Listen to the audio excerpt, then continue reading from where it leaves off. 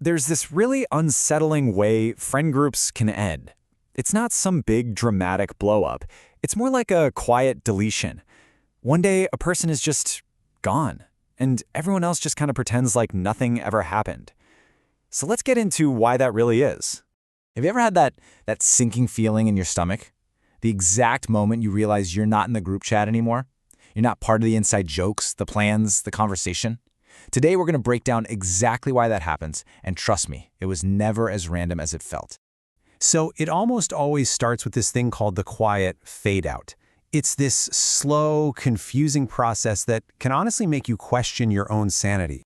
And I bet this timeline feels pretty familiar, right? First, everything is totally normal. Replies are fast, they're friendly, emojis everywhere. Then, the shift. All of a sudden, replies get shorter, they're delayed. Then comes the hard evidence. You see pictures from a night out you weren't even invited to. And finally, that gut punch realization hits. There's a new conversation, a whole new group chat, and you are not in. And this is what's so disorienting about the whole thing. There's no warning. There's no "we need to talk." One day you're in, and the next, there's just this absence where your friends used to be. It's the silence that drives you crazy. So why? Why does this happen? Okay, so let's flip this around for a second and look at it from the group's perspective. Because this is almost never about what's fair to you, and it's almost always about what's easier for them. See, a group basically has two choices. There's the hard path, honest confrontation, actually saying, hey, we feel like things have changed. And then there's the easy path, quiet exclusion, just hoping you'll get the hint and fade away without making things awkward. Can you guess which one most people choose? Psychologically speaking, silence is a shield. It lets the whole group avoid any accountability.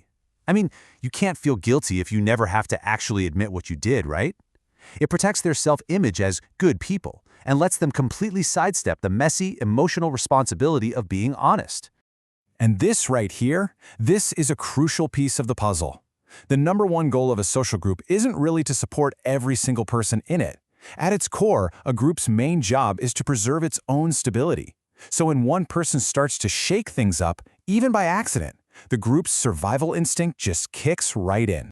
So that brings us to the real reason you were pushed out. And it is probably not what you think it is. It's not about being weak, it's about being seen as a threat. Think about it. Every group has these unspoken roles, right? There's the leader, the funny one, the good listener. But what happens when you start to change your role? Maybe you get more confident. Maybe you become more independent. Or you just stop agreeing with everything all the time. Suddenly, you've become unpredictable, and that loss of predictability completely disrupts the group's comfort zone. Now, this is where it gets really counterintuitive. We tend to think that the person who gets kicked out is the weakest link, or the neediest one. But that is almost never the case. No. They exclude the one who stops needing their approval. The second you're no longer chasing their validation, you're no longer controllable. And a person they can't control is a person they see as a threat to the way things are. And that, right there, is why getting removed from a simple group chat hurts so much. It's not about the messages. It's symbolic. It's the removal of access, of validation, of your very sense of belonging. And at the end of the day, it's a power play. Just think about it. If the group actually had to explain why they removed you, they'd have to take a hard look in the mirror. They'd have to confront their own jealousy, maybe their own insecurity or immaturity.